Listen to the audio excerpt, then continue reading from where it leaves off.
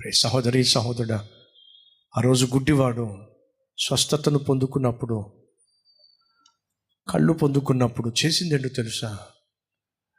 పుట్టినప్పటి నుంచి ఇప్పటిదాకా గుడ్డివాడిగా బ్రతికిన నేను, అంధత్వానికి బానిసగా బ్రతికిన నన్ను యేసు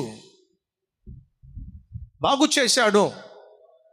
నా జీవితం సార్థకం కావాలి అని అంటే ఒకే ఒక్క మార్గం, నన్ను బాగు చేసిన యేసును వెంబడించటమే. ప్రతిరోజు తాను అక్కడికి వచ్చి అడుక్కునేవాడు, కానీ ఆ రోజు మాత్రం తన జీవితం పూర్తిగా తలక్రిందులైంది. అనారోగ్యంతో ఒక దాసుడు పక్షవాతంతో పడి ఉన్నాడు. యేసు మాట మాత్రమే సెలవిచ్చి బాగు చేశాడు. నువ్వు విశ్వసించినట్లయితే ఈ రాత్రి నువ్వు ప్రార్థన చేయగా, నా ప్రభువు మాట మాత్రమే సెలవిచ్చి నీ శరీరంలో దాగి ఉన్న బలహీనతను స్వస్థపరచబోతున్నాడు.